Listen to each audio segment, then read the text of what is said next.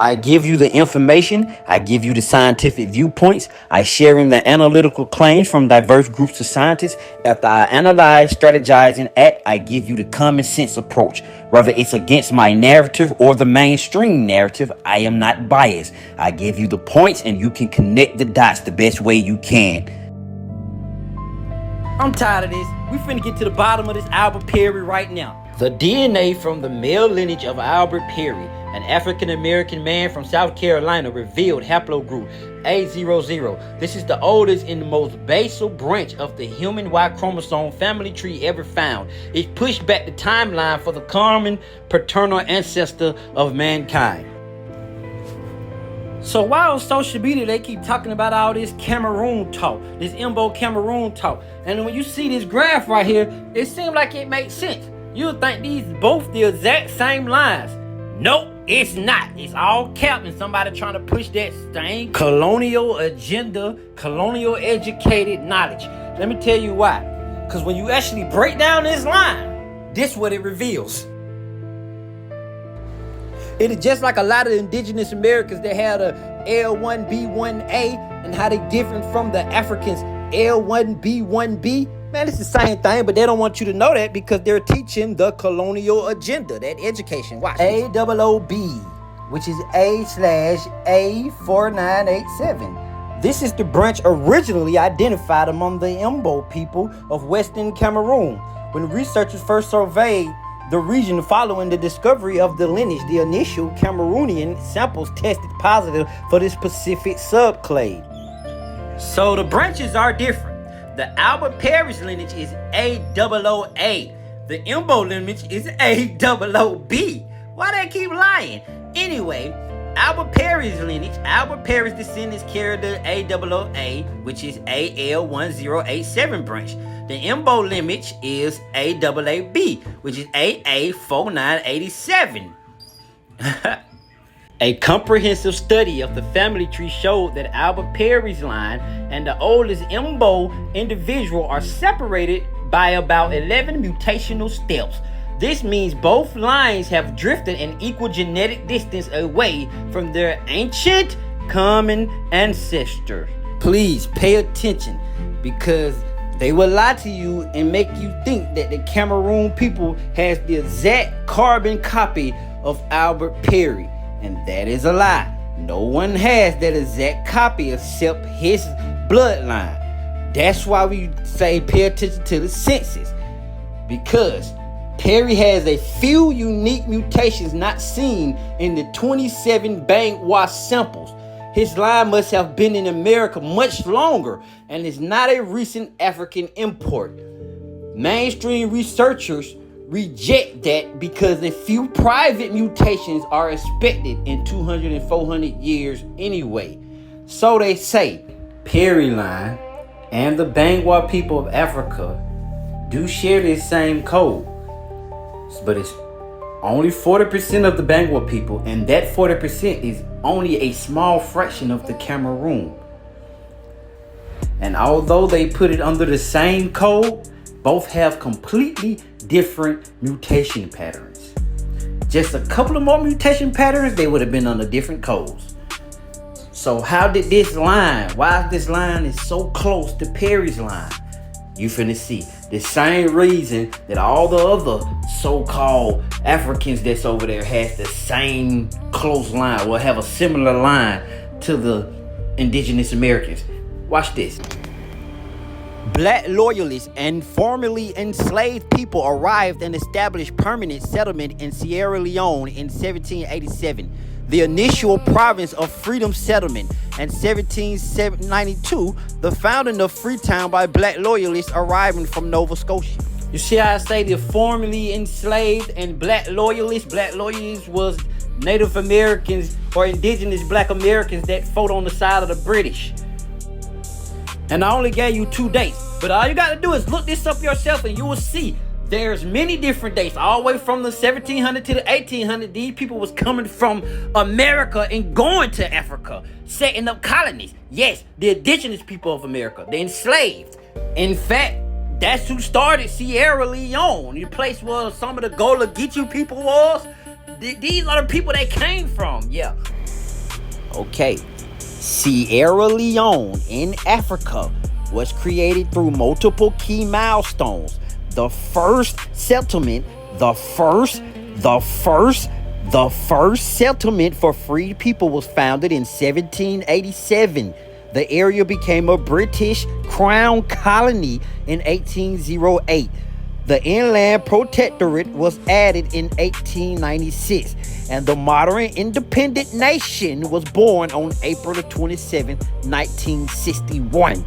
And I know what you're thinking. Like, what do that got to do with the Cameroon people? They further south. You all the way up there in Sierra Leone. Okay, let's follow the records. And what happened to these people?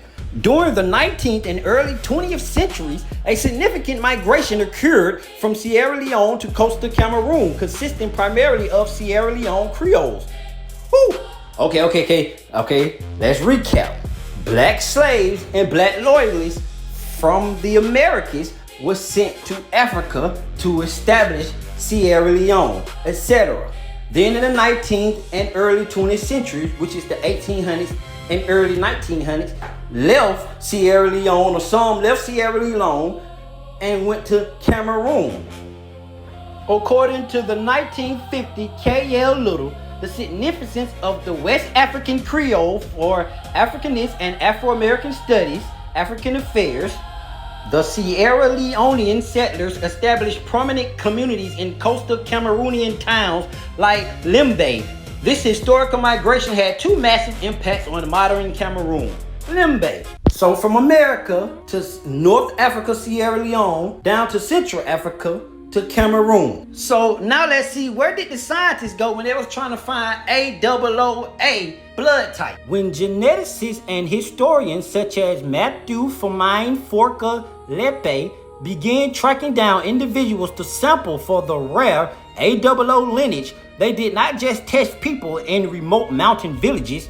They actively collected DNA samples from diaspora communities of Bangwa and Imbo men living in urban economical centers like Limba, Douala, and Yaoundé. Serious now. It don't take a damn rocket scientist. These are the same place that the American Sierra Leone people went in Cameroon.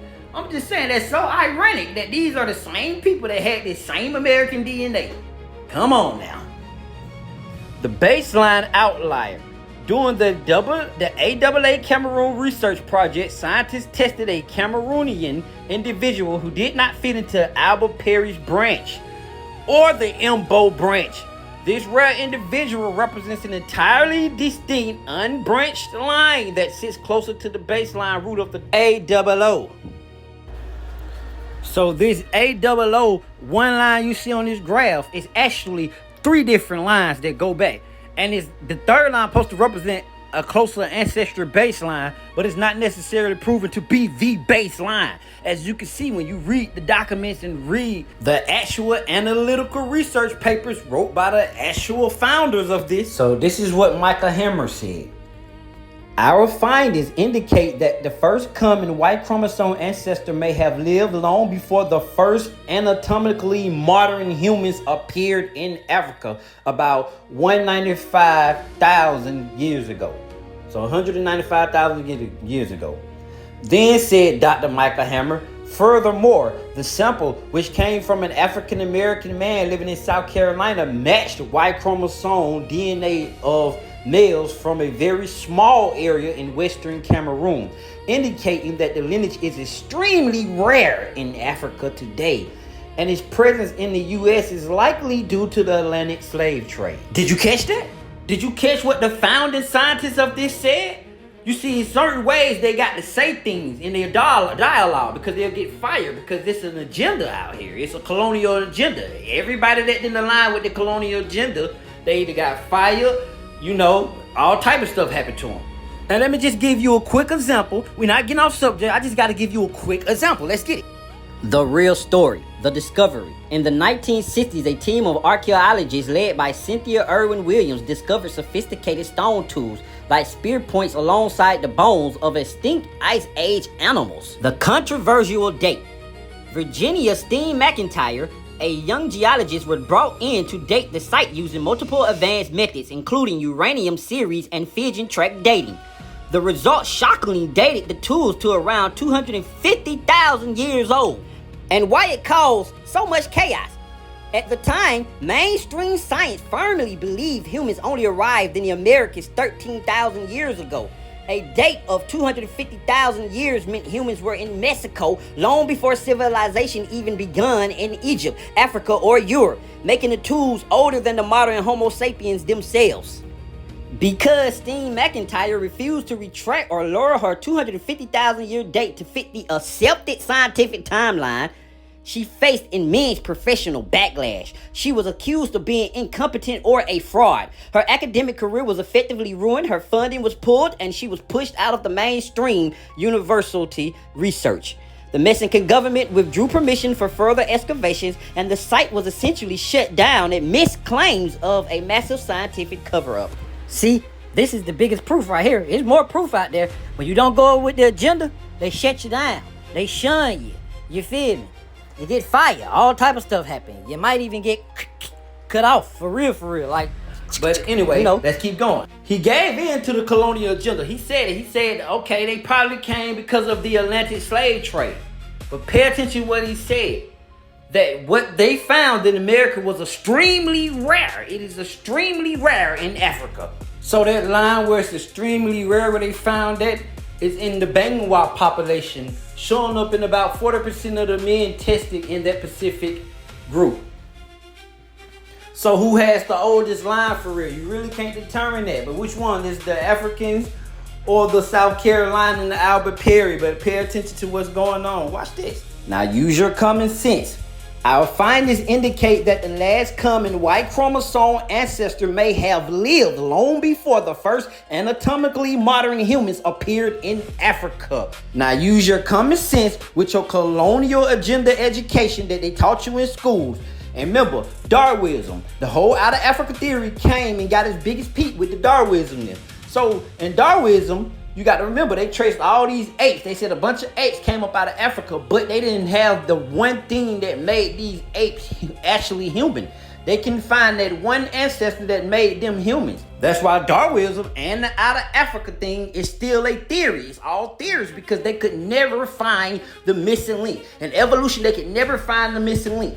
But they always knew it was something that made these creatures become very human-like, very intelligent where they're in human form. Now you're seeing what's going on. Somebody came and did stuff with them apes and where they came from. Now you seeing what's going on. And remember, they always try to contribute it back to some aliens from outer space. They say the aliens came and did some experiments with the apes. And next thing you know, the apes became modern humans. And then that's what happened. And they came to Africa. Did they? Or it's something they're not telling you, that the real ancient humans are from the ancient Atlantis, Lemuria, America, Amurica, Lamirica, the Amaruca, Tameri, Mary, Maru. Our findings indicate that the last common Y chromosome ancestor may have lived long before the first anatomically modern humans appeared in Africa. Words of the scientists that discovered it. Let's get it. So this is a graph about the AOO that was discovered by Hammer. So you can screenshot this. You know what I'm saying? Read it, pay attention to it, dissect it. Let it into your mind so you can see what's going on. You can see how to break this thing down. See, this is just trying to trace it all the way back to when it was Pangea times. You know what I'm saying? But anyway, in conclusion, the Robert Perry's line in the Americas is AOOA. The African one, majority, is AOOB. Stop playing with us, man. It's not the same. And Albert Perry's line goes back to an ancient baseline, in which was found in Africa, but it's very different from the Albert Perry line as well. So stop trying to say that they the same and one came from the other. Because they all could have came from Pangea, or it could have came from them so-called aliens that came from where? Atlantis and Lemuria. The ancient Egyptian gods say they came from Tameri. In other myths, people say they came from Lemuria. Tameri, Amiri, America, Amaruca, man, the Amaru. We know who seeded the whole world, gave the whole world the craft and the crops. Pay attention.